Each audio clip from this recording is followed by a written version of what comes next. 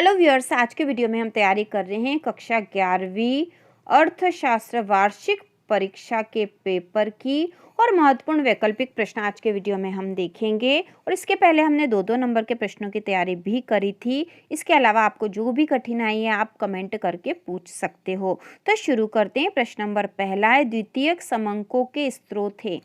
द्वितीयक समंकों के स्रोत है, तो इसका उत्तर होगा जनगणना, आरबीआई, एनएसएसओ की रिपोर्ट, उपरोक्त सभी। तो इसका उत्तर होगा उपरोक्त सभी। दूसरा है, अर्थशास्त्र आर्थिक कल्याण का अध्ययन है। कथन किसका है? अर्थशास्त्र आर्थिक कल्याण का अध्ययन है, यह कथन किसका? तो यह कथन है मार्शल का। ठीक है, मार्शल।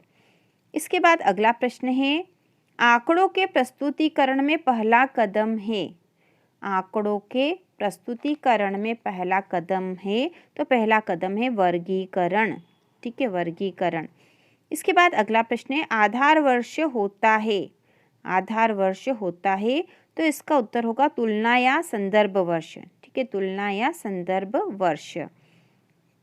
अगला जो पांचवा है, अगला है आर्थिक गतिविधियों को कितने क्षेत्रों में बांटा गया है।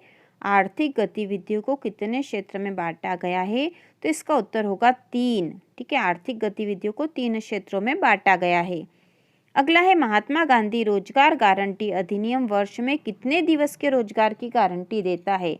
महात्मा गांधी रोजगार गारंटी अधिनियम वर्ष में कितने दिवस के रोजगार की गारंटी देता है, तो इसका उत्तर है 100 दिन की। ठीक है, 100 दिन के रोजगार की गारंटी देता है। इसके बाद जो अगला प्रश्न है वह है, रिक्त स्थान की पूर्ति कीजिए।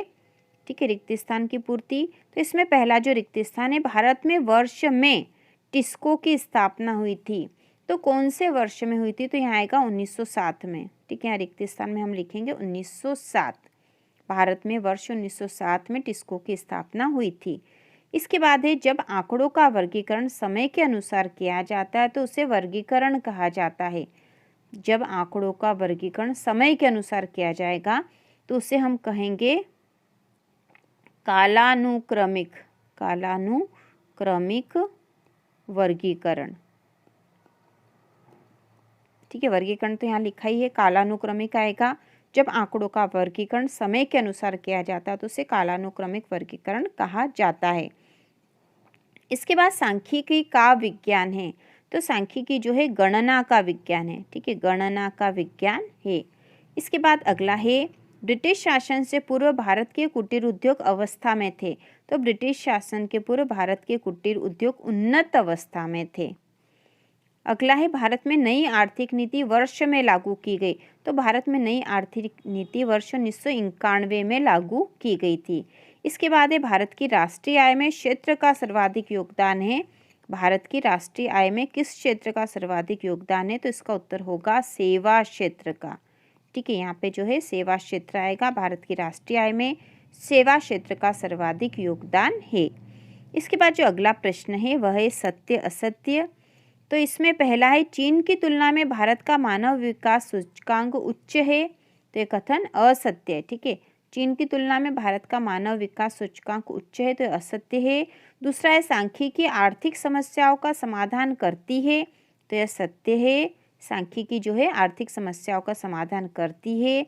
इसके बाद जो तीसरा है, संगणना अनुसंधान में हम समग्र की प्रत्येक इकाई का अध्ययन करते हैं।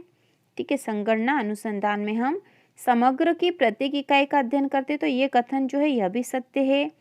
इसके बाद जो चौथा है, माध्यिका से मदों के विचलनों का योग 0 होता है। ठीक है, माध्यिका से मदों के विचलन का योग 0 होता है, तो यह कथन असत्य है। ठीक है, चौथा जो है यह असत्य कथन है। इसके बाद पांचवा है, जीवन प्रत्याशा मानव विकास सूचकांक का एक घटक है। जीवन प्रत्याशा जो है वह मानव विकास सूचकांक का एक घटक है क्या? तो हाँ है, यह सत्य कथन है। और अगला है, ओजोन परत के क्षय के कारण पराबैंगनी किरणें पृथ्वी को क्षति पहुंचाती, तो यह कथन भी सत्य है। बाद अगला प्रश्न है, सही जोड़ियां बनाइए।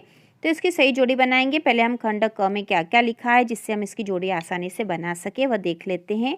तो यहाँ लिखा है, क्लोरोफ्लोरोकार्बन, औद्योगिक क्रांति, करवे समिति, योजना आयोग, राष्ट्रीय शिक्षा नीति, आंकड़ा संग्रहण, प्रत्यक्ष जानकारी।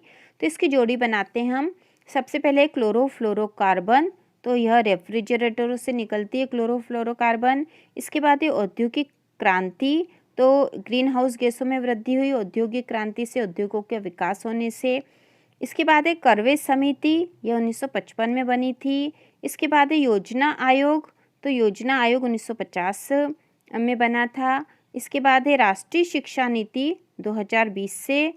आंकड़ा संग्रहण, आंकड़ा संग्रहण व्यक्तिगत साक्षात्कार जो है आंकड़ा संग्रहण का एक तरीका है।